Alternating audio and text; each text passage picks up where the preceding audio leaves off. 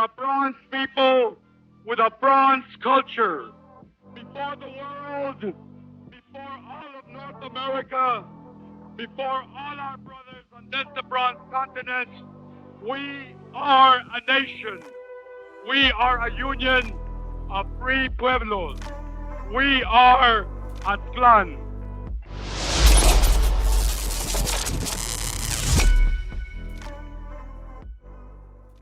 August 29th, 1970. Approximately 20,000 to 30,000 Mexican Americans, better known as Chicanos, gathered to protest the Vietnam War. The movement would have its origins in high school walkouts in East Los Angeles due to poor curriculum and low funding. By the 1970s, Chicanos were still facing police brutality and a mandatory draft. In the Vietnam War, anyone who refused to go would be charged with a felony, which came with a 5-year prison sentence and or a $10,000 fine. Even though Chicanos were a small ethnic group in the military, they were being killed or wounded in disproportional numbers. In comparison to the American population, the rate was actually double.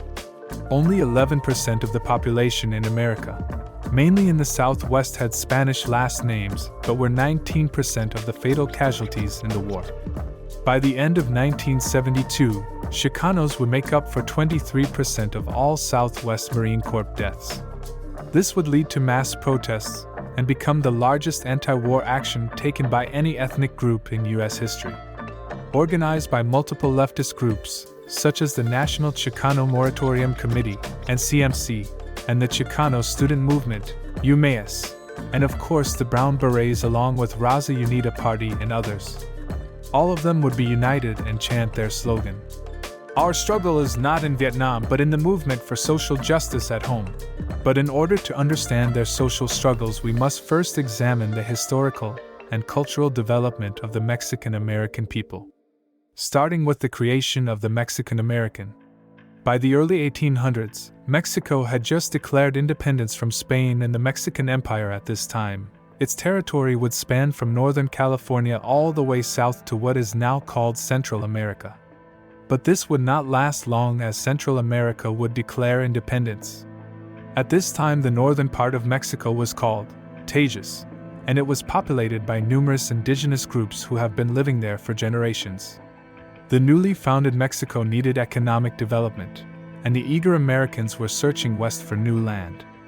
Mexico would rent land to American settlers who migrated into its territory and set up new settlements. The American migrants brought with them more Americans, including slaves, which was completely illegal in Mexico at the time. Americans also brought with them an attitude of independence, so Mexico would soon realize allowing settlement was a mistake and would send their military to remind the new settlers they were in still Mexico. This would escalate and turn into full-blown battles at the new settlements. The Americans would lose these battles. One of the biggest battles would be the Alamo. With the encouragement of the American ideology of manifest destiny, a phrase coined in 1845 was the idea that the United States is destined, by God, its advocates believed, to expand its dominion and spread democracy and capitalism across the entire North American continent. The philosophy drove 19th century U.S. territorial expansion and was used to justify the forced removal of Native Americans and other groups from their homes. But after the battle at the Alamo, a man named David Crockett, a symbol of American expansion to the West and a folk hero to the Americans, would be killed, resulting in more Americans flooding the settlements and joining the fight, defeating Mexico. The settlers would declare a new nation independent from Mexico called the Republic of Texas. Mexico would recognize they lost new settlements. However, the Republic of Texas claimed more land, so they disputed the border of the new nation. And by 1845, Texas becomes the 28th state of the U.S., with the Texas border still disputed. At this time, the newly elected American President James K. Polk comes into office with the goal of obtaining California from Mexico. Polk first attempted to buy California for $25 million, but Mexico refused. Facing rejection, Polk would then send a small band of troops to disputed territory and buy a river that both the Americans and the Mexicans consider a part of Mexico. The Mexican government, thinking it is under attack, responded by sending its own military. Provoking a battle that the Mexicans won, Polk would then take this to Congress and provide this as proof of Mexican aggression, stating they had invaded our territory and shed American blood upon American soil. Rallying Congress, they would declare war on Mexico. America would win the war, forcing Mexico to sell California and succeed in the disputed territory around Texas. Some Americans criticized the war like Abraham Lincoln, who opposed the aggression towards Mexico. American senators debated if they should even take the entire Mexico. One senator who opposed the idea stated, "We have never dreamt of incorporating into the Union any but the Caucasian race. Are we to associate with ourselves as equals, companions and fellow citizens with the Indians and mixed race of Mexico?" The U.S. would decide to just take the less populated areas, which was 55% of Mexico. California, Nevada, Utah, New Mexico, and most of Arizona and Colorado. During the peace signing agreement called the Treaty of Guadalupe Hidalgo 1848, Mexico asked for the respect of land rights for Mexicans living on what would become American soil. When the war was officially over, Mexicans' landowning rights along with their civil rights were erased along with displacing native settlements. The Mexicans that have been living in their homes for generations now were on a foreign land controlled by a foreign people speaking a foreign language.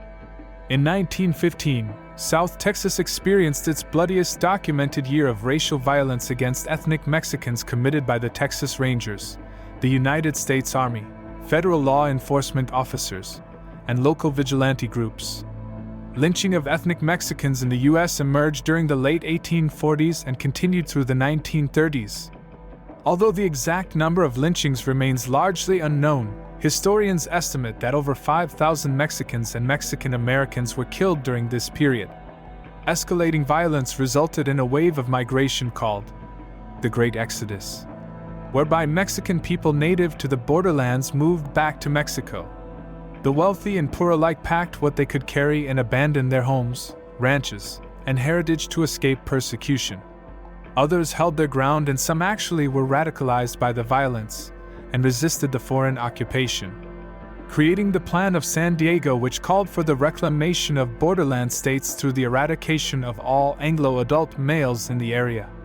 Now by the early 1900s, mining, railroad, and farming companies are in desperate need of cheap labor. They would recruit Mexicans, motivating migration for employment, creating a new era of labor and civil rights abuses, so much so that throughout the 20th century many Mexican Americans attempted to assimilate, and even filed for legal cases to push for their community to be recognized as a class of white Americans, just so they can gain civil rights. That would change by the 1960s. A small group of Mexican Americans in Colorado, wanting to reject the idea of assimilation into American exploitive society and preserve their heritage and culture, looked into their own history. Before colonial borders, going far as back as the Mexicas, Aztec origin story. When the Spanish came to Tenochtitlan, Mexico City, they would find the great empire of the Mexica. The Spanish would end up calling these new people Mexicanos. After the Spanish conquest, many Spanish priests and scholars would document the origin stories of these people. The Mexica people would tell their origin story to them, and that it was not in central Mexico but in the land to the north, or Aztlan. Although no one knows where this land was, scholars agree it would have been in what is now northern Mexico, or the southwest of the United States. The Mexicas would say the land was paradise but faced tyranny by other tribes, so 7 tribes left to the south in search of a new home. According to their legend, their god Huitzilopochtli would give them a sign of where to settle. When they see an eagle eating a snake, in which they did, today that place is called Mexico City. Each of the 7 groups is actually credited with the founding of the Aztec city-states locations found in central Mexico. The usage of word Aztec was not actually used until a German explorer, Alexander von Humboldt, in the early 1800s, to describe the people of central Mexico.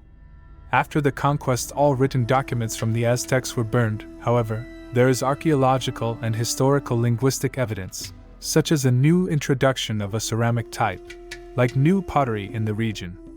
Also, the fact the Aztecs spoke Nahuatl, a language belonging to what is known as the Uto-Aztecan family of languages, The variety of complex forms of the language is used throughout Central America and is also closely related to the Huacal language of the Nayarit, found in Jalisco, Zacatecas, and Durango, as well as in the United States in the states of California, Arizona, New Mexico, and Texas, including Yaqui people in Sonora, reaching Nevada and Arizona, also the Hopi natives of Arizona including the Comanche of Texas, the Luisan people of California, and even the Paiute of Oklahoma.